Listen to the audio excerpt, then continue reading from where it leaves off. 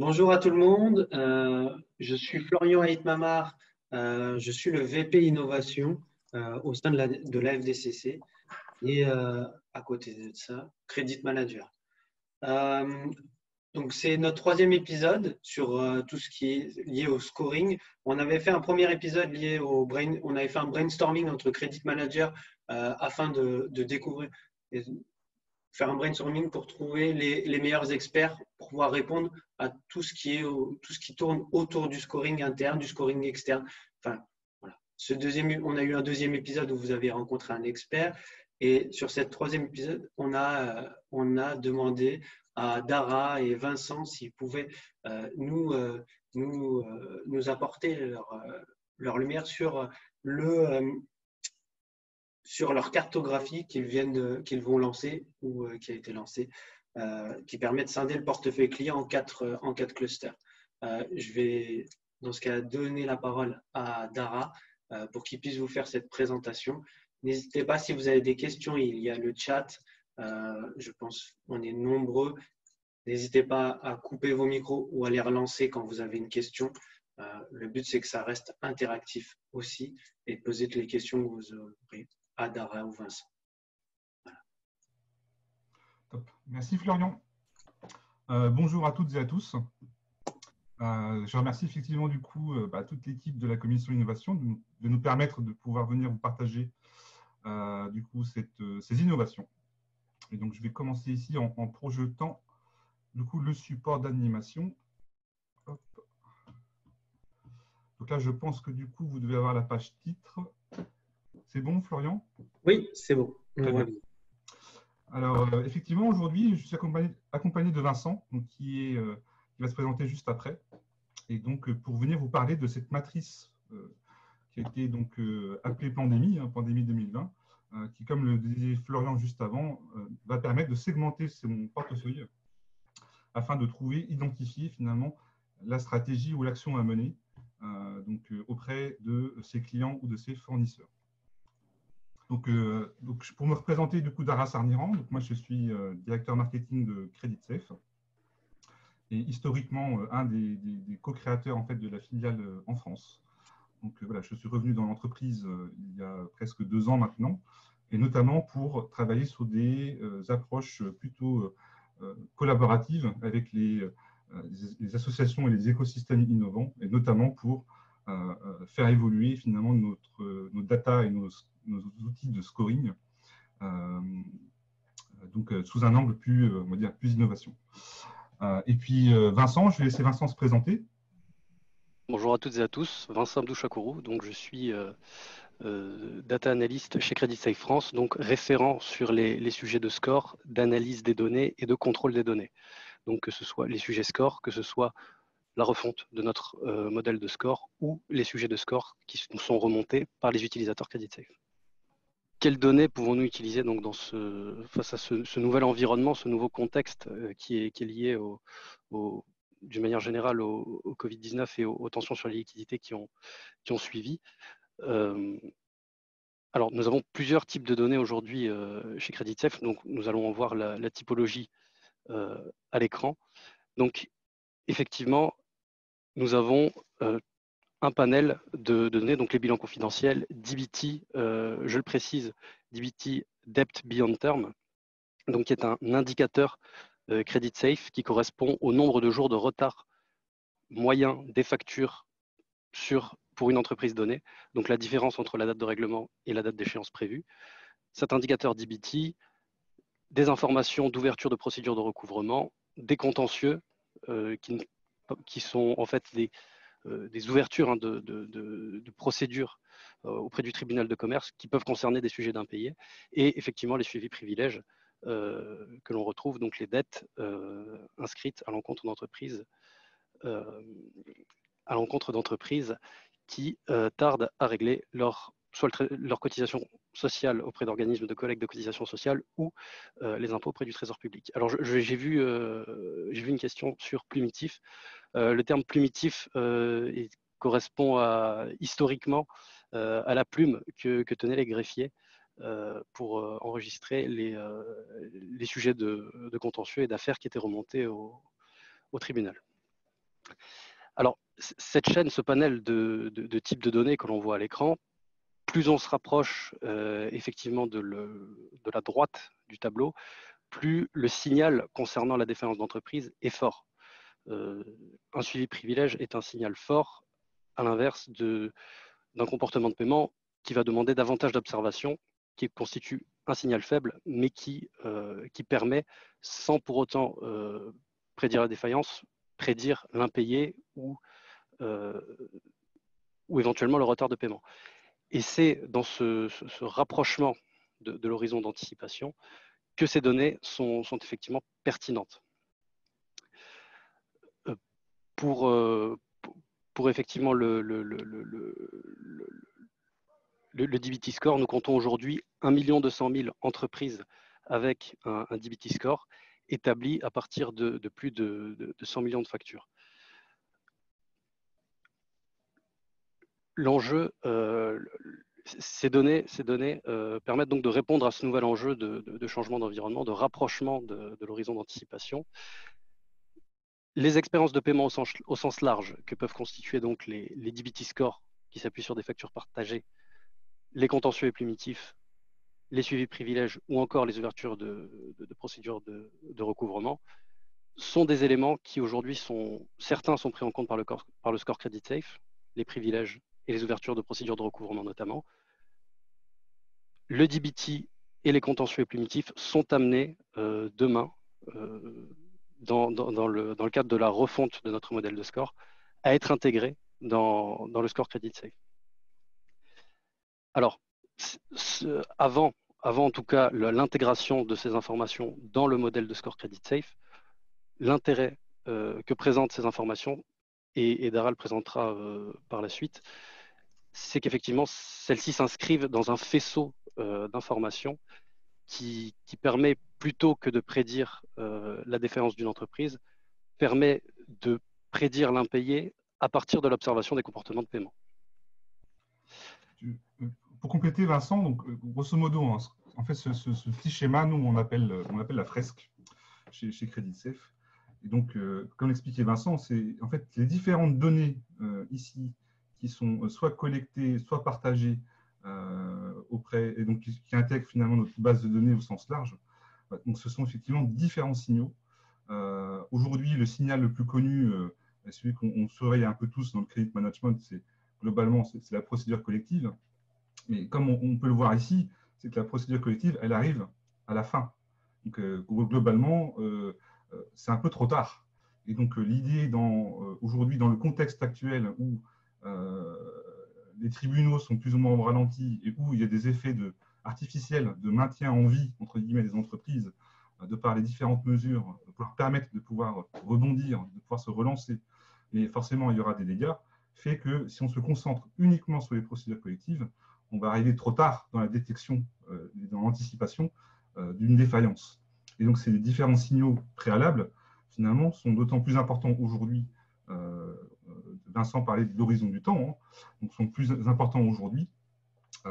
Et donc, la question pour nous, c'était comment restituer cette information qui aujourd'hui est disparate, existe dans peut-être différents indicateurs ou différents onglets dans les rapports Credit Safe, mais comment la rendre disponible là, maintenant, dans un rapport finalement unifié, parce que c'est là maintenant qu'on en a besoin.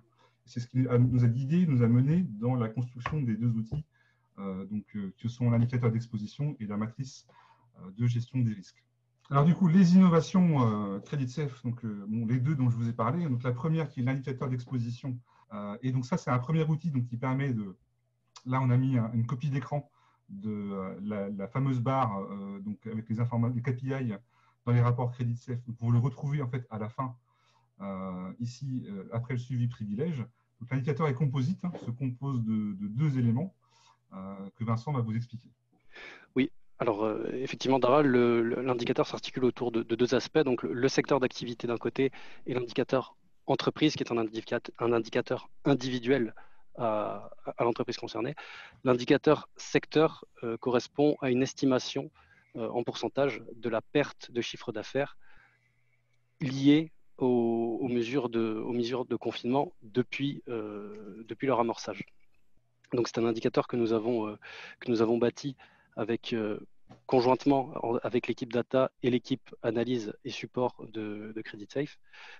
Il s'appuie sur plusieurs sources qui ont été, plusieurs documents, en tout cas plusieurs études économiques qui proviennent de divers organismes, INSEE, Banque de France, OFCE pour citer les principaux, et vient donc donner une idée de la perte d'activité liée aux mesures de confinement principalement. À côté, nous voyons l'indicateur entreprise, donc qui, dans un contexte où l'attention est portée sur… Vincent, je te coupe juste une seconde. C'est uniquement du coup basé sur des données externes ou vous mixez aussi avec vos données internes par secteur d'activité? Alors, il y a effectivement un comité d'arbitrage, je dirais, où nous agrégeons toutes les informations que nous avons à notre disposition. Donc, d'un côté, ces études et également nos informations internes pour produire cette estimation. Super, merci. En fait, pour compléter, ce qui est important, c'est pour ça qu'on parle bien, nous, de différents signaux. C'est-à-dire qu'aujourd'hui, sur le marché, globalement, on a tendance à se dire on a un score. Le score est magique et en gros, on se fie au score. La réalité, c'est ce qu'on a essayé de vous expliquer au début, c'est que les horizons temporels ne sont pas exactement les mêmes. Et donc, un score qui est basé, par exemple, sur, on va dire, en pondération principalement sur les données bilancielles, par exemple, et puis les données de comportement, on va dire, travaille sur un moyen terme et qui n'est pas compatible avec la situation actuelle qu'on vit, où on a besoin d'informations sur du très court terme pour pouvoir agir là, vite, à défaut d'avoir peut-être des bilans, ce qui va arriver bientôt. Hein. Et donc, finalement, c'est l'utilisation de ces différents indicateurs et donc qui va venir effectivement donner une lecture sur la situation de l'entreprise, en tout cas avant enquête ou en tout cas dialogue avec l'entreprise. Donc, la notion, par exemple, de secteur dont tu parlais ici, tu la retrouves déjà en fait quelque part dans le score CreditSafe, comme dans le DVT score. Donc pour le secteur d'activité, comme pour le secteur géographique, dans le score CreditSafe par exemple. Et donc l'indicateur d'exposition, il n'a pas vocation à venir remplacer ou se superposer à ces scores, mais venir compléter la lecture. Et donc c'est pour ça que dans la construction de cet indicateur d'exposition, il y a bien deux indicateurs. Donc, le premier qui est purement sectoriel en termes d'activité, et donc comme disait Vincent, qui s'appuie sur des études, on va dire macro, donc sur l'impact sectoriel, donc lié effectivement du coup derrière à des prévisions et des analyses des prévisions effectivement OFCE, Banque de France, d'autres dont je n'ai pas le nom, en tout cas d'un panel ici, et également de ce deuxième indicateur, donc au sein de ce deuxième score au sein de l'indicateur d'exposition que Vincent va vous expliquer. Donc lui a été construit sur des ratios financiers. Oui. Alors effectivement, cet indicateur entreprise individuel, donc bâti à partir des comptes, des derniers comptes disponibles de l'entreprise. Alors il y a aussi une fraîcheur des comptes qui est prise en compte, si oui ou non nous allons calculer ces indicateurs-là. Donc l'objectif de ces quatre indicateurs est de donner globalement une idée des comptes de l'entreprise, avec en attention le sujet des liquidités. Donc il y a un premier ratio qui va mesurer effectivement la part des liquidités dans le patrimoine de l'entreprise, l'endettement, à quel point l'entreprise est exposée en termes d'endettement et donc de ses sources de financement. La balance qui va elle, davantage évaluer je dirais la différence entre les paiements attendus et les paiements à faire, paiements courants. Et enfin, l'indicateur de performance qui, lui, va plutôt regarder la capacité de l'entreprise à générer de la trésorerie à partir de son chiffre d'affaires. Ce qui m'amène enfin à la fameuse matrice stratégique de gestion du risque. Donc, alors, tout à l'heure, effectivement, Florian, tu présentais en préambule. Hein.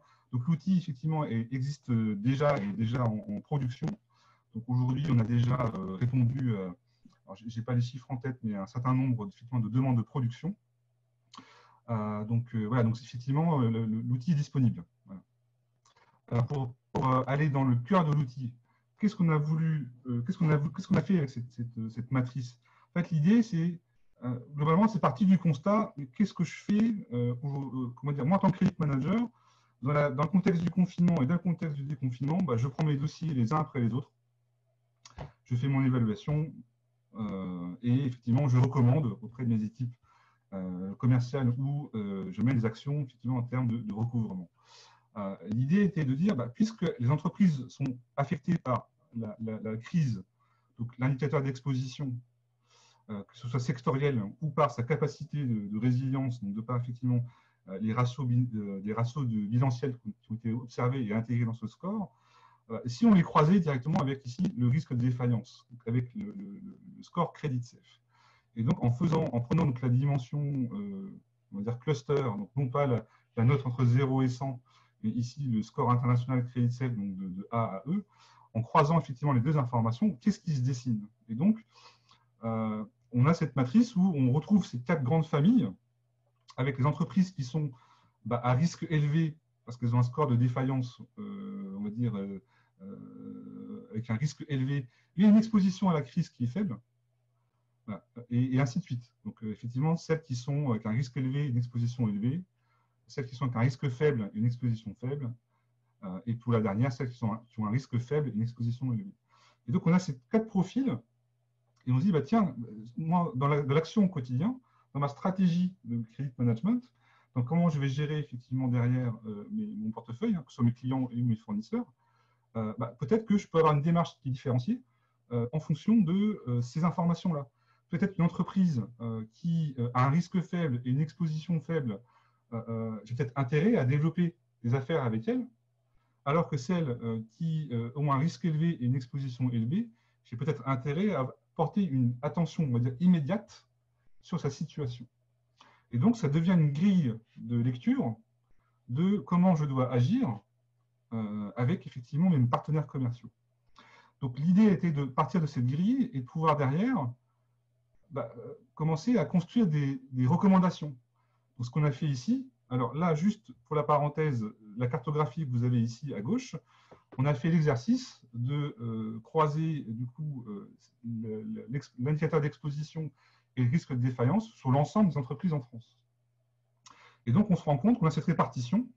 Alors, mes confrères dans d'autres pays, donc mes confrères CreditSafe dans d'autres pays, ont des cartographies qui sont du coup un peu différentes, vraiment en fonction de la situation du coup économique dans le pays. Et globalement, en France, voilà, on se rend compte qu'il y a un petit tiers des entreprises avec lesquelles nous travaillons, avec qui on a un risque faible et une exposition qui est plutôt faible par rapport on va dire, aux effets du confinement, aux effets de la crise on va dire, sanitaire. Mais pourtant, voilà, on va retrouver par contre dans celles qui sont risquées, on va dire 25%, donc on n'est pas très loin. Donc il y a un peu un côté ventre mou, mais cette lecture-là permet de se dire, sur un portefeuille moyen d'une entreprise française, voilà, j'ai ces 4 grands profils à traiter. Donc pour celles qui ont effectivement un risque élevé, une exposition élevée, voilà, on va vous recommander de maximiser la surveillance des créanciers. Donc si vous êtes abonné à une solution d'information, c'est comment celle-ci, je m'assure en termes de suivi, en termes de surveillance, de bien les avoir en surveillance, et sur quel type d'information, en termes de granularité. C'est celles sur lesquelles, par exemple, je dois prioriser moi, mon recouvrement, donc toutes mes créances en cours, c'est peut-être là-dessus que je dois effectivement insister pour pouvoir récupérer mes paiements. Si effectivement celle-ci me demande des facilités pour une nouvelle commande, peut-être qu'effectivement mes conditions doivent être modulées de manière un peu plus stricte, etc., etc. Et donc là, les recommandations que je vous ai mis ici, qui sont des recommandations générales, elles vous seront effectivement communiquées et partagées pour chaque entreprise.